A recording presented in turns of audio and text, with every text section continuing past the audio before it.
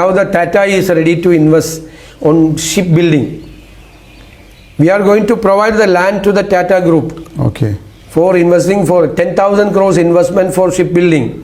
നമ്മുടെ നാട്ടിലൊരു കപ്പൽ നിർമ്മാണശാല നിർമ്മിക്കുന്നതിന് വേണ്ടിയിട്ട് 10,000 കോടി ടാറ്റ ഗ്രൂപ്പ് ഇൻവെസ്റ്റ് ചെയ്യാൻ പോകുന്നു എന്നാണ് നമ്മളുടെ ബഹുമാനപ്പെട്ട മുഖ്യമന്ത്രി വി.ഡി. സതീശൻ സാർ ഇപ്പൊ പറഞ്ഞത്. അപ്പൊ നമുക്ക് എന്താണ് ഇൻവെസ്റ്റ്മെന്റ് എന്ന് നോക്കാം. വന്നോളൂ. ഇൻവെസ്റ്റ്മെന്റ് എന്ന് വെച്ച് കഴിഞ്ഞാൽ നമ്മൾ ഡെയിലി ഉപയോഗിക്കുന്ന വാക്കാ അല്ലെ. നമ്മൾ പലരും പറയാറുണ്ട്, ഞാൻ ഇന്ന് ഒരു 2 പവൻ ഗോൾഡ് വാങ്ങി ഇൻവെസ്റ്റ് ചെയ്തു, എന്റെ പണം അങ്ങനെ ഇൻവെസ്റ്റ് ചെയ്തു, അല്ലെന്നുണ്ടെങ്കിൽ ഞാൻ ഒരു 2 ഏക്കർ പ്രോപ്പർട്ടിക്ക് വേണ്ടിയിട്ട് ഞാൻ എന്റെ കുറെ പണം ഞാൻ ഇൻവെസ്റ്റ് ചെയ്തു. നമ്മൾ സ്ഥിരം പറയാറുണ്ട് അല്ലെ. ആക്ച്വലി എന്താണ് ഇൻവെസ്റ്റ്മെന്റ്?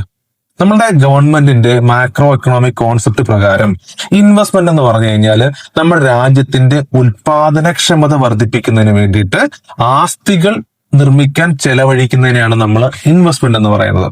ഉദാഹരണം പറഞ്ഞുതരാം. അപ്പൊ അതായത് നമ്മളിപ്പോ നമ്മുടെ രാജ്യത്ത് പുതിയൊരു ഫാക്ടറി നിർമ്മിക്കുകയാണ്, അതൊരു ഇൻവെസ്റ്റ്മെന്റാണ്. കാരണം കൂടുതൽ പ്രൊഡക്ഷൻ നടക്കുന്നുണ്ട്. നമ്മുടെ രാജ്യത്ത് ഒരു പവർ ഹൗസ് നിർമ്മിക്കുന്നു, കാരണം കൂടുതൽ പവർ ജനറേഷൻ നടക്കുന്നുണ്ട്. That is an investment. അല്ലെ നമ്മുടെ രാജ്യത്ത് പാലങ്ങൾ പണിയുന്നു, നമ്മുടെ രാജ്യത്ത് റോഡുകൾ, ഹൈവേ, ഇതെല്ലാം എന്താണ്? ഇൻവെസ്റ്റ്മെന്റ് ആണ്. കാരണം അതിലൂടെ എല്ലാം കൂടുതൽ ട്രാൻസ്പോർട്ടേഷനും അത്തരത്തിലുള്ള ബിസിനസ് ആക്ടിവിറ്റീസ് എല്ലാം നടന്നുകൊണ്ടിരിക്കുകയാണ്. അപ്പൊ ഇതാണ് ഇൻവെസ്റ്റ്മെന്റ് എന്ന് പറയുന്നത്. കുറച്ചൊരു സിമ്പിൾ ആയിട്ട് പറയുകയാണെന്നുണ്ടെങ്കിൽ ഒരു വസ്ത്രനിർമ്മാണശാല പ്രവർത്തിക്കുന്നു, അവര് ഒരു 10 തയ്യൽ മെഷീൻ അധികം വാങ്ങി, അത് ഇൻവെസ്റ്റ്മെന്റാണ്. കാരണം എന്ന് വെച്ച് കഴിഞ്ഞാൽ ഈ 10 മെഷീൻ അധികം വാങ്ങുന്നതിലൂടെ എന്ത് സംഭവിക്കുന്നു? കൂടുതൽ പ്രൊഡക്ഷൻ നടക്കുകയാണ്. അപ്പം എന്താണ് ഇൻവെസ്റ്റ്മെന്റ് ഡെഫിനിഷൻ മനസ്സിലായല്ലോ. നമ്മൾ ഡെയിലി ഉപയോഗിക്കുകയാണ് ഇൻവെസ്റ്റ്മെന്റ്. ഗവൺമെന്റിന്റെ അക്കൗണ്ടിങ് സിസ്റ്റം പ്രകാരം ഗവൺമെന്റ് അക്കൗണ്ട് ചെയ്യുമ്പോൾ ഞാനിപ്പോ ഗോൾഡിന് വേണ്ടിയിട്ട് ഞാൻ കുറെ പണം ചെലവഴിച്ചപ്പോൾ അവിടെ ഗോൾഡിന്റെ ഓണർഷിപ്പ് ട്രാൻസ്ഫർ ആണ് നടക്കുന്നത്. ഞാൻ വാങ്ങുമ്പോൾ മറ്റൊരാളിൽ നിന്ന് ആ ഗോൾഡിന്റെ ഓണർഷിപ്പ് എന്നിലേക്ക് എത്തിയെന്ന് മാത്രമേ ഉള്ളൂ. പുതിയതായിട്ടുള്ള ഗോൾഡിന്റെ പ്രൊഡക്ഷൻ നടക്കുന്നില്ല.